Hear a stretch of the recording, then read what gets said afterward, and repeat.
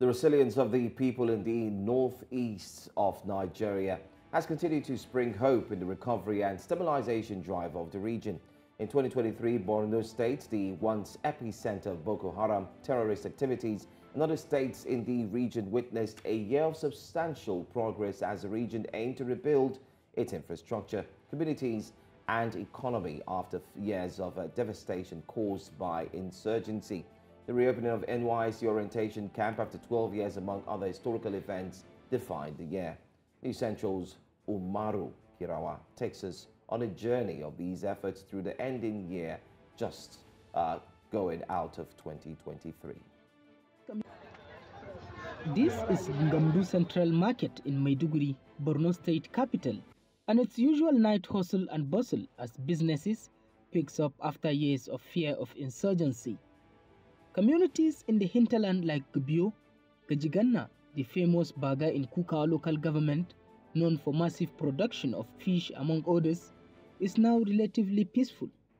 These communities and their terrains some 10 years ago were very difficult for the common man to traverse.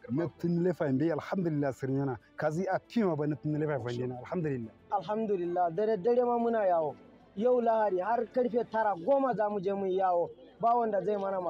The year 2023 marked an important turning point in Borno State, albeit the Northeast fight against insurgency, as the consistent efforts of the Nigerian military resulted in major victories against terrorist groups. We have made a lot of progress and improvement, but we still need a lot more things to do so that we have a general framework that will look at issues from all ramifications. Local communities are now actively involved in the rebuilding process, lending a hand in reshaping their neighborhoods and regaining a sense of stability.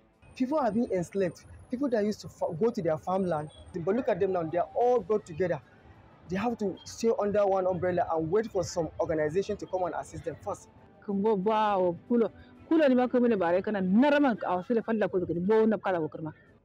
the year, lack of adequate rainfall linked to climate change was experienced as farmers and residents battled with rising prices of foodstuff and other necessities amidst the Central Bank of Nigeria's cashless policy situation. The price of goods in the markets continue to increase day by day, and it's not very funny to the populace, and people are suffering. Fire disasters attempted to cause a setback to the recovery efforts of the people and government. The raise of Monday Market in Maiduguri in the early month of 2023 and its subsequent reconstruction remains an unforgettable memory to many. The fire outbreaks at Biu Central Market, Gubio, as well as displaced persons camps, particularly the Muna IDPs camp, added to the list. We have had several challenges over the years. So I think given all that we have experienced, we're not doing too badly, but we can do better. Even though Borno State government have provided vehicles to transport farmers to their farms, the selected mother of farmers in the renowned rice-producing community, including Zabarmari and Goza areas, have also raised concerns in the year 2023. The rate of killing is at geometrical level. And for your information, they are doing this thing to scare farmers away so that they cannot go back and take their farm produce. During the year 2023, the state government, among others, completed the construction of two-story mega-sized primary school with 30 classrooms. And the State Universal Basic Education Board have in 2023 recruited 4,000 teachers for public primary and secondary schools. The global economic meltdown and the subsidy removal had caused inflation, leading to a significant increase in the cost of project execution. Nonetheless, our performance is bound to increase before the fiscal year runs out at the end of December 2023. The city of Maiduguri, the Borno State capital, and most communities in the northeast witnessed a resurgence in cultural festivals that celebrated the diversity of northeast Nigeria. These festivals not only attracted domestic and other visitors, but also showcased the strength and resilience of Borno people. Peace has returned to Maiduguri, Borno, and neighboring local government, including states. Borno State is a home of peace. Borno State has given the Igbos what they deserve, and that is why we are here today celebrating it. Chief of Army Staff Conference 2023 was also a milestone activity that capped off the year for the people in the Northeast and Nigeria as a whole. Nigeria will give our happiness back, reward us with joy, and our children and grandchildren will take the fruit from the seed that you are sowing. Those who attempt to break our society will not succeed. We are going to become industrious again. The year 2023 to the people of the Northeast might have flipped with many good memories of improved security, closing down of displaced persons camp, and resettlement of communities. The struggle to survive the economic realities is the major challenge of the people, which they hope government and the private sector will help them overcome as 2024 beckons. Umaru Kirawa, reporting for News Central TV, Maiduguri. All right, now joining us this morning to assess Nigeria's security landscape in 2023 is Patrick Agbambu. He's the Security and Safety Advocate and CEO, Security Watch Africa Initiatives. Thank you for joining us at this time, Patrick. Yeah, thank you for having me. All right, so taking a look at 2023 in retrospect, how would you say the Nigerian government has actually fared when it comes to tackling insecurity in the country? Thank you. Seriously speaking, it's been a mixed, how will I call it, assessment. It's because security is quite fluid. In some cases, specifically in the earlier stage of the year, it was quite improved better.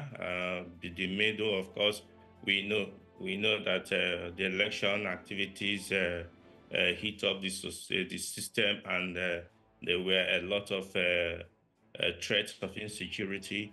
And towards the middle of the year, yes, there were a bit of disturbances that were noticed quickly. The security apparatus of the country tried to wade in and see how to take care of the situation. Then in the last quarter of the year, we can see some upbeat in terms of insecurity, making many Nigerians to fear that it's as if we're losing grip of the earlier gains in terms of fight against insecurity. So, like I said, it's been a mixture of some gains and some losses here and there. But by and large, it's not been totally bad if we look back to where we are coming from. Well, you just talked about if we look back to where we're coming from, and where we're coming from has seen a lot of promises, especially from leaders, especially from members of communities who have gained hope, especially looking at the fact that the security apparatus and the plan will actually help in curbing what we see, especially in the north, northeast, southeast, and of course, not forgetting to the western part of Nigeria most recently. But let me ask this, Mr. Patrick, do you envisage that the army is doing enough? Or do you think that strategies need to be changed in order to be able to reach a complete goal of eliminating these forces? Yeah, thank you. There's a disconnect here because army involvement in internal security, so to say, the military involvement in internal security is an aberration. In the first instance, they are not supposed to be there. It seems that we are already surrendered the internal security to the military to take charge, and that is not too good for the society.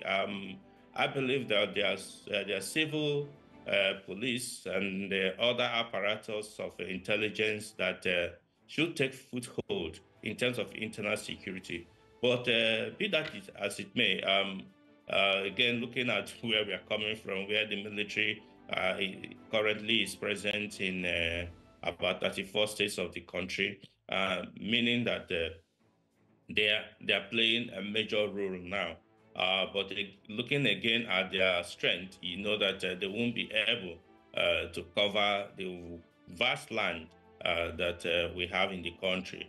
And so it calls that those internal security agencies must buckle up. And but more importantly, as I've always said, the civil authorities, the local government, which in this regard now seems not to be existing in the country, and the state government just sitting on the fence and waiting for the federal government to take action. They need to do more than they are doing right now. Seriously speaking, most of the security breaches we're experiencing in most of the communities across the country is because of lack of proper local government administration. They are almost non-existent. Where you hear of local government chairmen, these are people that were selected and put by the government in power in that state. So actual administration is not being taken care because the Nigerian has had a lot of laws and bylaws and situation where local government has a big role to play in terms of security.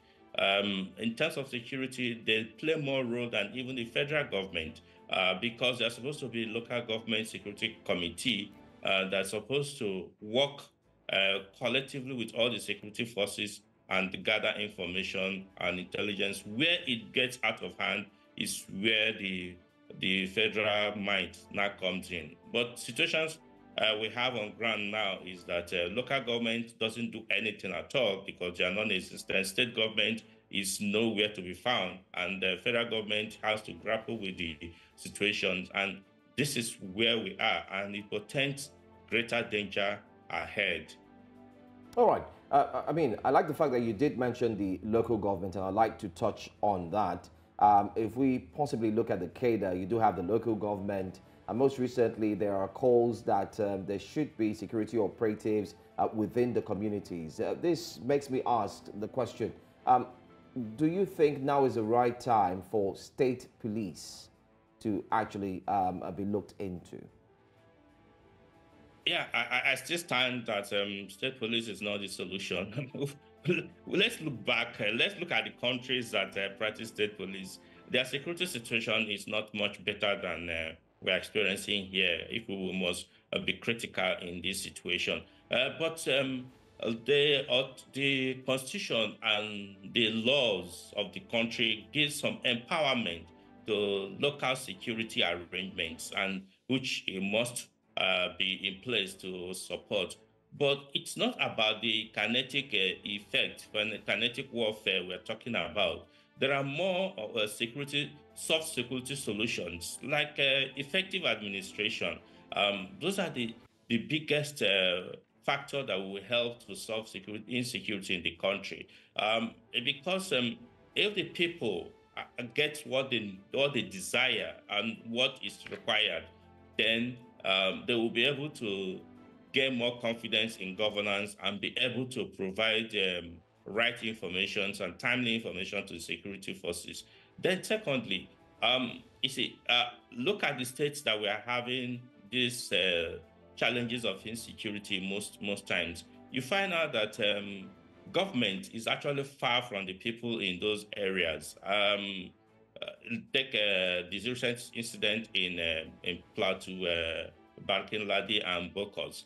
The local government in that area is so vast that I think that the example that was set by the current president when he was governor of Lagos State by having local community development agencies or authority or whatever it may be, even though then there was some contest whether it's a constitutional or that or what. But today, it helps to bring governance closer to the people, and that is when people can feel what we are. But where you have a very vast land called local government with less government presence in those areas, then you must have ungoverned spaces and challenges of insecurity. Then that is one factor. We have depended so much on kinetic effects to tackle insecurity. That shouldn't be. Provide the people the basic amenities they need. That is one of the main factors that will help to solve these challenges of insecurity. If you go to the urban areas, we have lesser of this banditry, terrorism, insurgency, and all what of these incidents than we're having in those far-flung communities where there's no presence of governance. So, seriously speaking, local government must be brought closer to the people instead of talking of state police as it were now. Today, in the country we have, the political class have not gotten it right in terms of wanting to control all. Where you have a governor control the police of this state, we are going to have a much, much bigger problem that we have at hand now. All right, now I totally agree with you when you said that the local government needs to be closer to these people. And it also brings me, to talk about the proliferation of small arms and also light weapons. You'd agree with me that these particular communities, some of them are actually border communities. And Joe actually said something about, having porous borders. And we've seen situations where,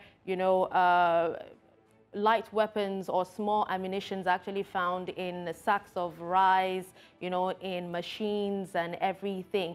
So I want you to tell us, if this is not, that's the proliferation of these small arms, if it's not nipped in the bud, what could be the long-term implications, of this on Nigeria's security? Thank you. This is actually one of the major causes of insecurity in sub-Saharan Africa and particularly in Nigeria. We have so much small arms and light weapons across the country. We have talked about the porous borders of these arms coming in, which is true. But more seriously is also the indigenous capacity to produce these firearms. You go to Plateau State, for instance, it's one of the leading states where the production of illegal firearms is going on, and that is a big challenge. I was happy about 2 years ago when the former government empowered and placed the National Center for Control of Small Arms and Light Weapons and placed it in the able hands of a man who is capable of handling it. But they have not gotten that constitutional empowerment to be able to do the work to control this because the National Assembly is dragging.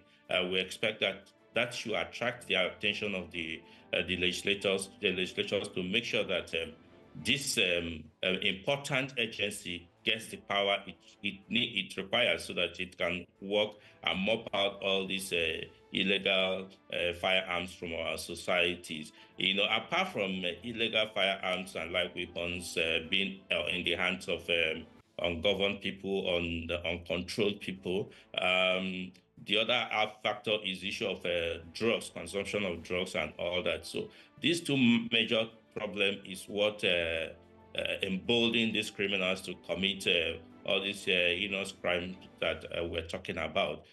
You're right there. We must make sure it's a national emergency, if I must say, that the control of small arms is very, very, very important, and it must be urgently pursued. All right. Mr. Agbambu, let's go to what's going on currently in Plateau State. I'm sure that your company, Security Watch, has been at the forefront trying to galvanize and, of course, get foot soldiers to find out what really happened this time. Well, my point is this. There are calls for a state of emergency. What is your thought if the government decides to call for a state of emergency so as to focus on handling the issues of insecurity in the northern states state by state? Thank you. Seriously speaking, I think that call for state of emergency, I find it funny. Sorry that it's a serious issue, but I find it funny because we have passed through that road before. Also in that same Plateau State, and it has not resolved the situation really. I think that that is not the solution right now. From our experience in Plateau and having been there to assess the situation, I can tell you that there are various factors that agitates or creates or provides the environment for situations we experienced. Apart from the perennial issues of disagreement between the natives and the so-called non-natives and all that, and the issue of who controls land and all that, we have the political tussle that is also a bigger challenge in that axis. Then yes, we know that also the farmers' health issues has also always come up there. But a lot of questions need to be asked because in parts of that state, the state is if a lot of people have said that we have food basket, Benue and all that, but Plateau is a major producer of most of the agricultural produce and exports that we have in this country. And so farming is a major activities there.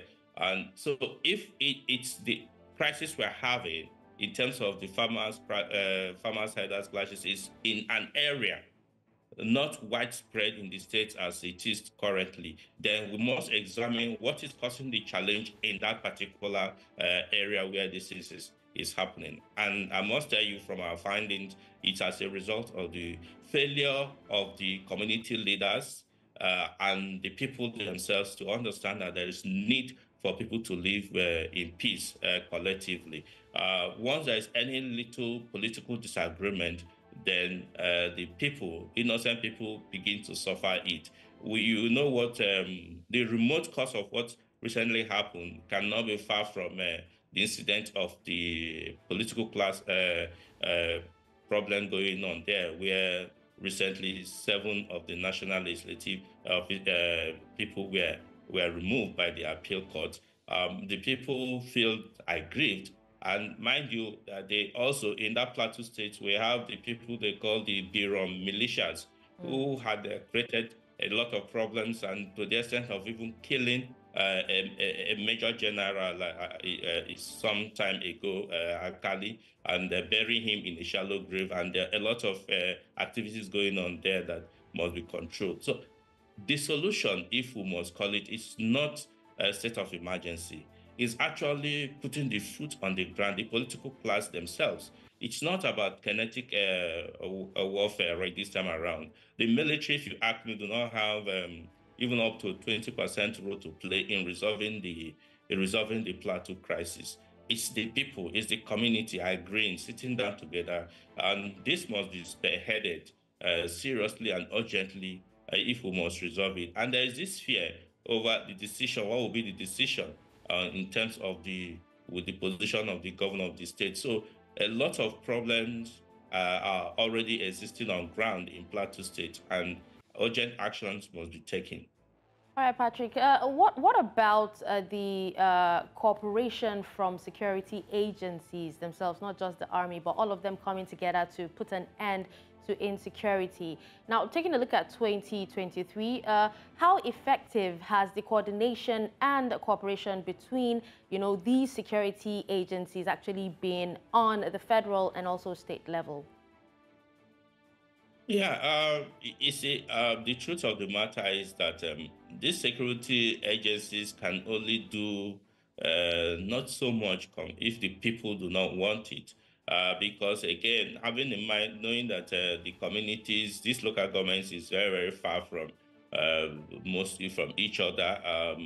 And how many, in terms of manpower, do you have of these security agencies? I know that periodically the Nigerian military organizes several incursions in terms of having interaction with the locals to find out what the situation is. But to what extent would they get to?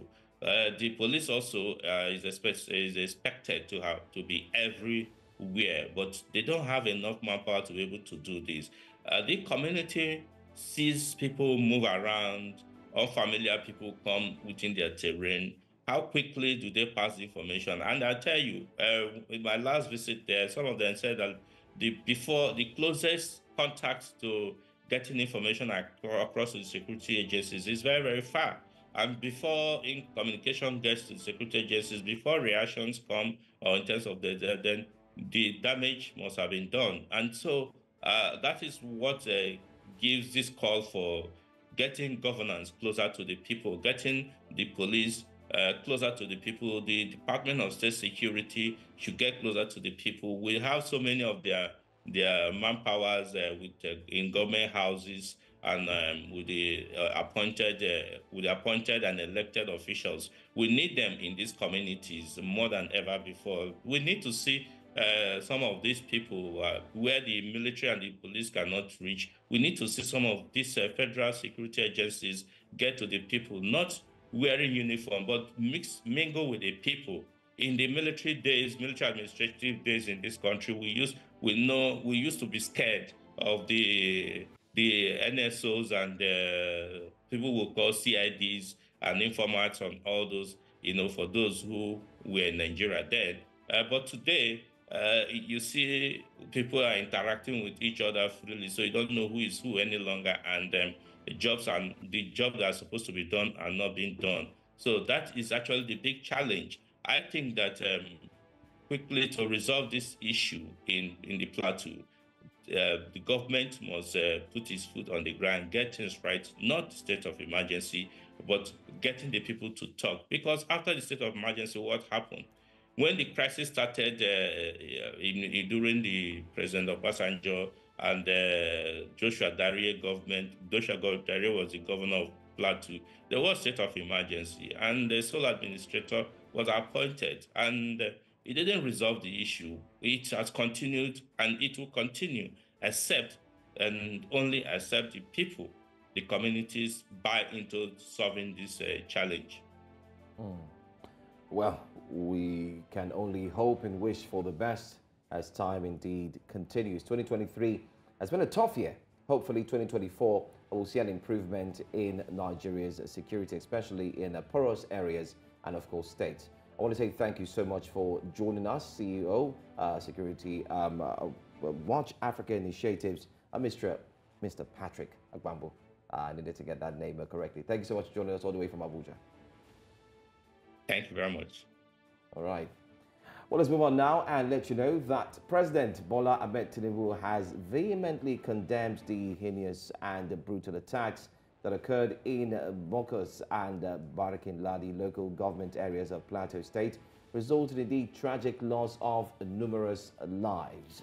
Well, in a statement released by presidential spokesman Ajuri Ngalale, President Tinubu has given directive to security agencies to swiftly move into the affected zone, thoroughly comb the area, and also apprehend the culprits responsible for those atrocities. I beg your pardon. Well, the president also ordered the immediate mobilization of relief resources for surviving victims of the attacks, as well as urgent medical treatment for the wounded. While expressing condolences to the government and people of Plateau, President Tinubu assured Nigerians that those responsible would face the full weight of justice. To the Plateau State, we have to stop the carnage. We have to take care of our people, make life more sacred, and educate our people for a change of mindset in the circumstances that we have. Nigeria belongs to all of us, and we have to take care of it. I'm glad the faces I'm seeing here today, and Your Excellency, the Governor of Rivers, I read your statement. I say thank you very much for that statesmanship broadcast and reliance on. Well, first off, we must commend the President Bola Ahmed Tinubu, for agreeing to speak to Nigerians on the issue. Many had said they were expecting him to visit the site where, of course, these massacre did take place. But then again, he's come out to address Nigerians. Many have also said that he should be commended, and we think as well the same. Nevertheless, one of the major worries is in that term that is usually at the forefront, words such as condemn. We always see condemn. We do recall the last administration, the president kept condemning a lot of atrocities and issues that were ongoing. Yeah. So the president condemns, the president condemns, the president condemns. Now we've started a new administration, and President Bola Ahmed Tinubu condemns the attack. Who should we actually blame for that? Because a lot of people have actually seemed to, lose trust, in the word condemn, especially when the president comes out to condemn. It's not enough to condemn. It's not even enough to go and visit these places. Something needs to be done. People want to see action. They've been talking about this, from time immemorial, since the insecurity started. It's been, talk after talk after talk after talk. People, yes, we've seen, the security forces doing something about it, but much more needs to be done to ensure Nigerians that their lives and their property is actually secure.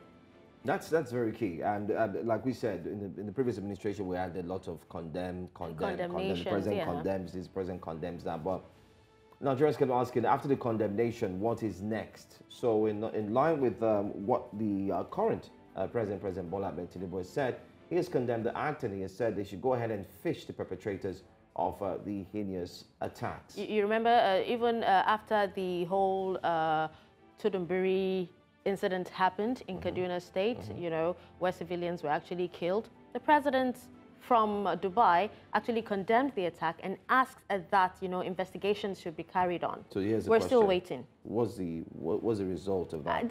That's right. We're still waiting. We're still waiting because we've not heard anything about it yet. Well, then again, we hope that something can be done. Well, let's give you a breaking news. Former Speaker of the House of Representatives in the Fourth Republic, Gali Umar Narba, if you remember him, Gali Umar Narba, has indeed passed away at the age of 65. Well, according to his family, the ex-lawmaker in the early hours of today struggled after battling with an undisclosed illness and would be buried in Abuja today, according to Islamic rites. Narba, who hailed from Kano State, was elected a member of the House of Representatives in 1999 on the platform of the People's Democratic Party, PDP. Well, he became the Speaker a few months after inauguration of the House, following the resignation of the then Speaker, Salisu Buhari, from the same Kano State over certificate forgery scandal. It's actually quite a sad one. I definitely remember him. And we hope that his family, find solace in the fact that, he's in a better place right now. It's really quite sad. This year alone, we've actually had so many politicians die, even in the course of the elections, before, after the elections. So many speakers, so many politicians, so many people who have actually come out to even contest for, a position actually died as well. During the process as well. Yeah, it's quite alarming. Very sad. And just as Dashen has said, our condolences out to the family, especially from us here at News Central.